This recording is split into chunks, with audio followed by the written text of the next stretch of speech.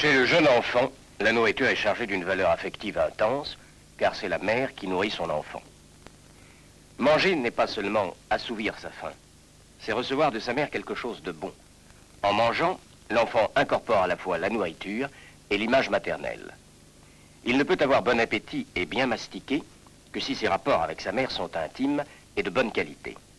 Absorbé par le plaisir de son repas, Louis ne voit même pas la caméra, tandis que sa grande sœur Ginette pose et cherche à se faire valoir. Dans cette collectivité, les enfants sont attachés sur un même banc et ne s'intéressent guère au repas.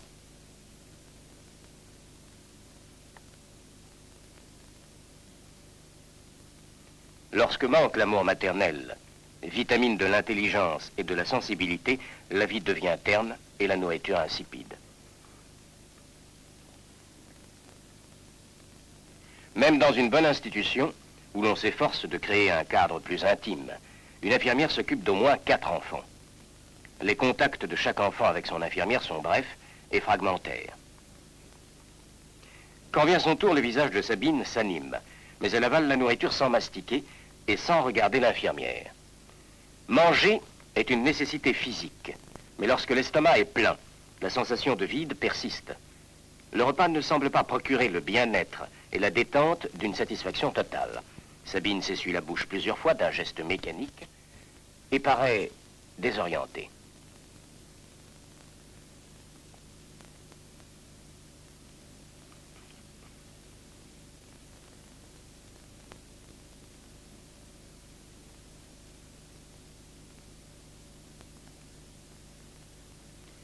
Des gobelets pleins sont mis sur la table et les enfants les manipulent toujours sans sourire.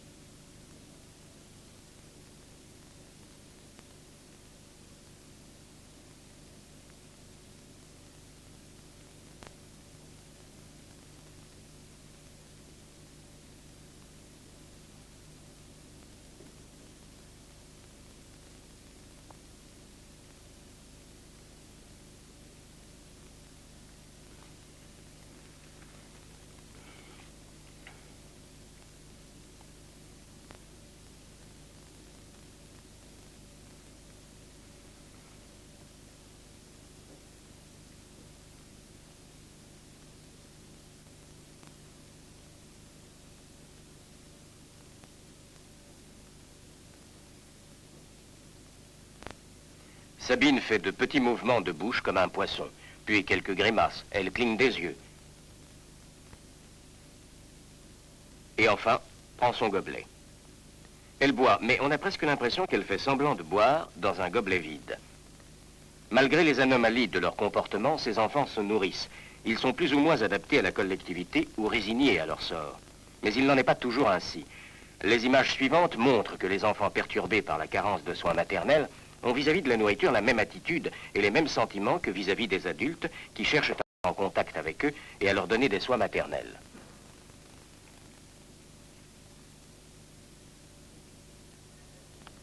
C'est à l'âge de 13 mois, au cours d'une hospitalisation, que Charles a perdu le goût de vivre.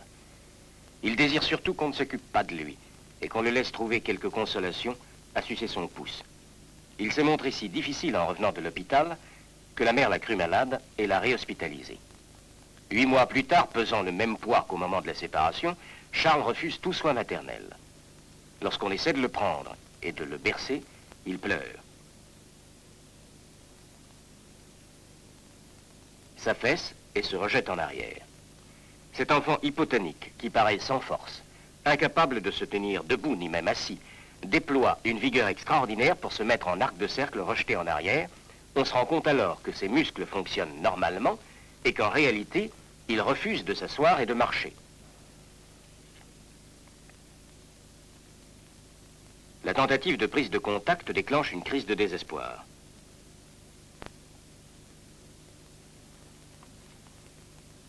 Remis dans son lit, Charles s'apaisera lentement si on le laisse dans sa position favorite, couché en chien de fusil, en travers de son lit.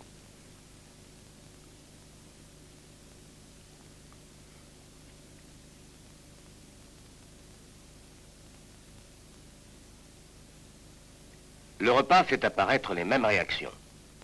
L'infirmière qui s'occupe de Charles est particulièrement maternelle et patiente. Elle le prend avec beaucoup de douceur, l'installe dans le creux de son bras et lui parle. Essaie de l'apaiser avant de le nourrir. La première bouchée déclenche une réaction violente.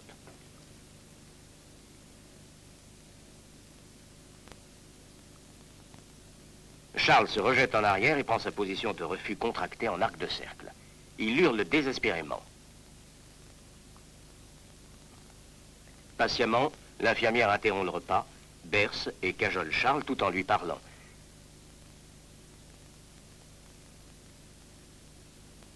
Et il finit par se laisser nourrir, à condition de garder son pouce dans la bouche.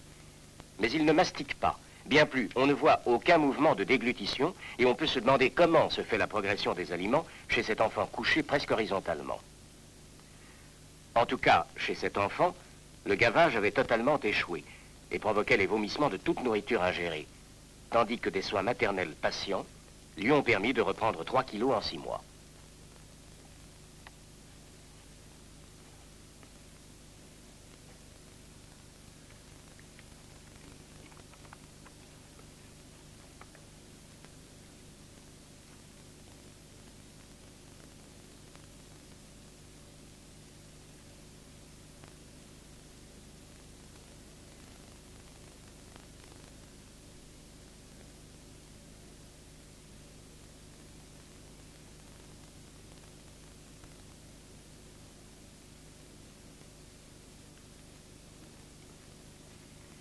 Nicole n'a jamais connu de soins maternels.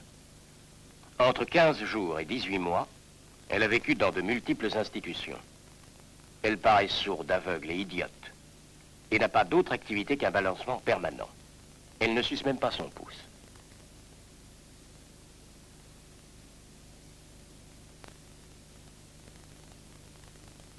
À 2 ans, au cours de son traitement, c'est sous une forme primitive et instinctuelle qu'elle trouve des satisfactions orales. Elle ne sait pas distinguer ce qui est bon ou mauvais, mais cherche de manière indiscriminée son plaisir. L'eau de la cuvette, ou des saletés qu'elle ramasse par terre, lui procurent autant de plaisir que la nourriture.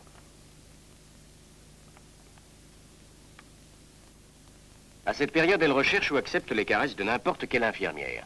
Il faudra de longs mois pour qu'elle soit capable d'un attachement électif à 1 ou 2 personnes.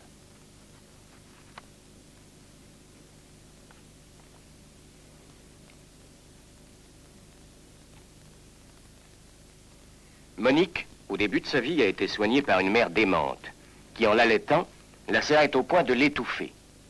Quand on essaie de s'approcher d'elle, elle a peur et se recroqueville sur elle-même comme si elle voulait disparaître.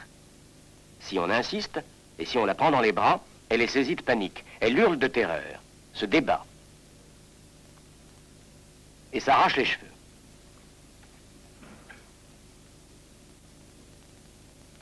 Un peu plus tard, elle sort de cet état et paraît désirer un contact humain et des soins maternels.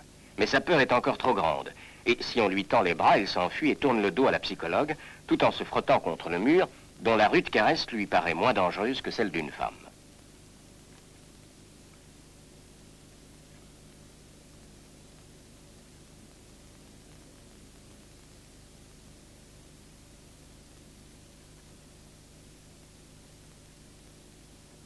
Un peu plus tard, cette ambivalence, ce mélange de sentiments contradictoires, se retrouve lorsqu'elle est mise en présence de nourriture. Elle touche avec précaution les biscuits de l'assiette sans les prendre.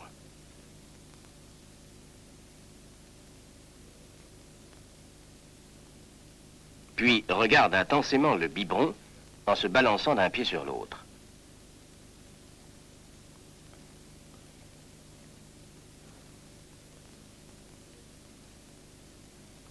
Elle paraît désirer ce biberon. Mais si on lui offre, elle s'en va faisant au revoir de la main.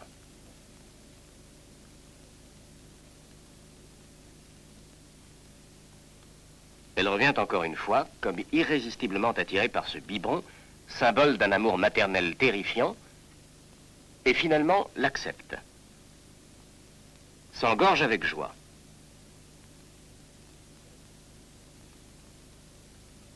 Enfin, se laisse aller dans les bras en buvant.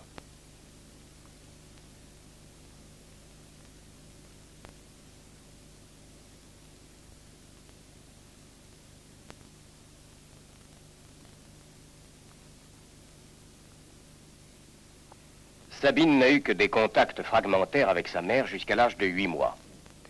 Après avoir été en nourrice, puis hospitalisée, elle a passé 2 ans dans une grande institution où les soins sont très impersonnels. Sa peur des contacts humains et de la nourriture est extrême. Au cours d'une séance de traitement, elle exprime son anxiété d'abord par des mouvements rythmiques de la tête et des yeux.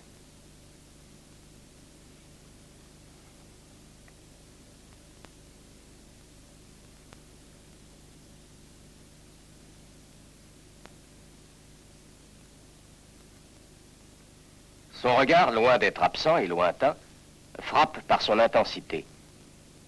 Elle paraît très consciente de la présence de la psychologue et de la nourriture. Elle est fixe par moments, mais elle ne peut s'en approcher.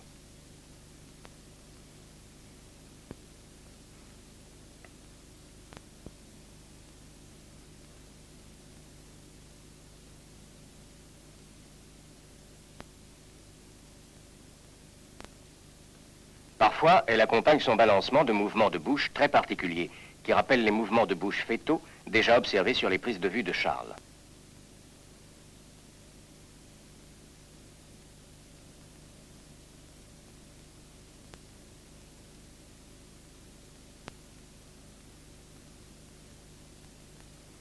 Comme pour exprimer son désespoir et son angoisse, Sabine se bat et s'arrache les cheveux.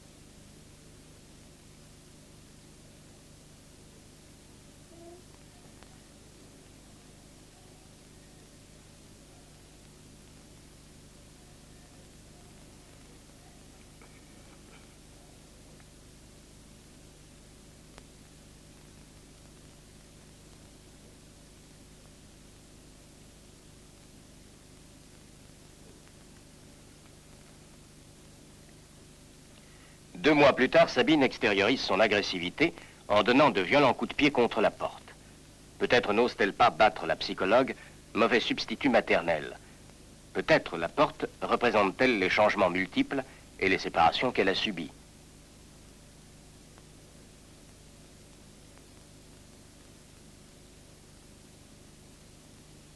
Profondément troublée par cette explosion, elle se bat et s'arrache les cheveux.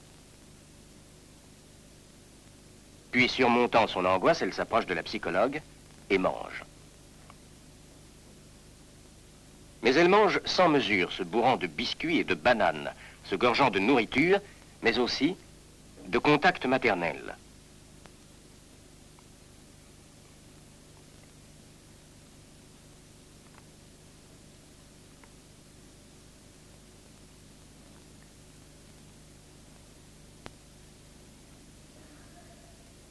Le résultat est curieux. Contacts humains et nourriture rendent Sabine ivre. Elle tourne sur elle-même, titube.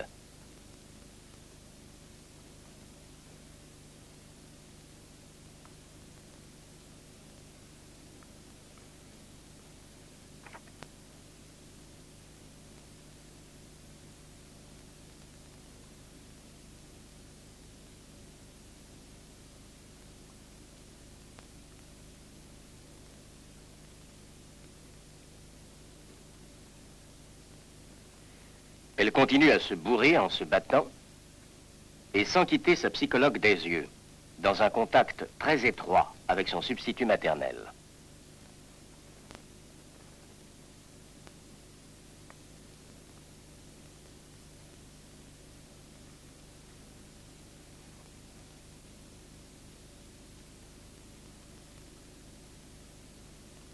Sabine pourra-t-elle combler le vide de son corps et de son cœur et surmonter la crainte d'être détruite par une mauvaise mère et une nourriture empoisonnée.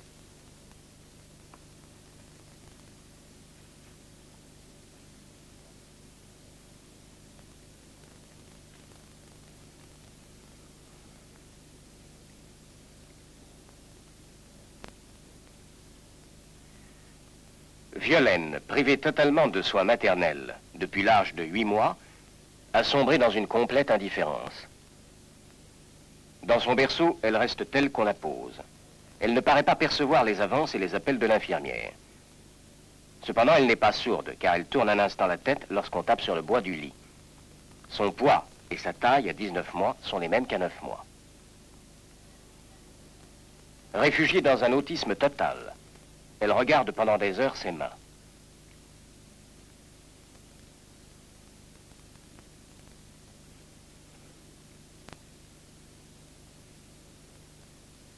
Les mouvements qu'elle fait sont bizarres et stéréotypés, mais complexes, et dénotent l'intégrité du système neuromusculaire. Elle semble avoir perdu l'instinct des satisfactions orales et ne suce même pas son pouce. Dans cette forme grave de carence, l'aspect est celui d'une schizophrénie atypotique probablement irréversible.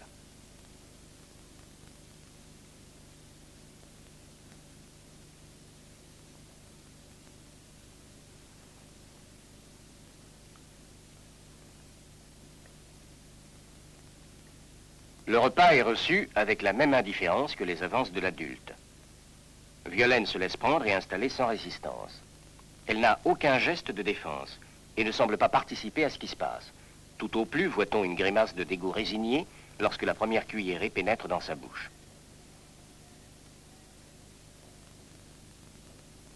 À mesure que le repas avance, le déplaisir devient plus net.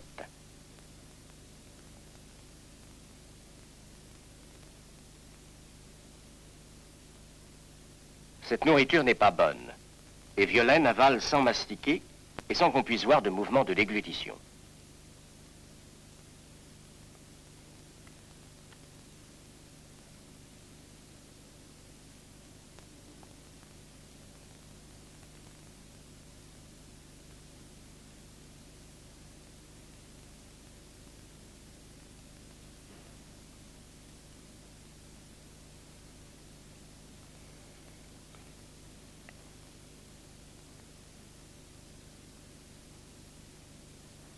À la fin du repas, au moment de boire, Violaine a sa première réaction.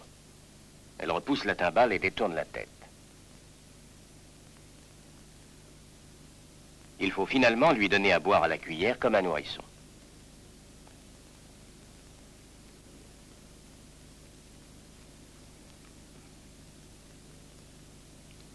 Après le repas, l'infirmière essaie à nouveau de prendre contact avec Violaine et obtient, semble-t-il, une réaction humaine.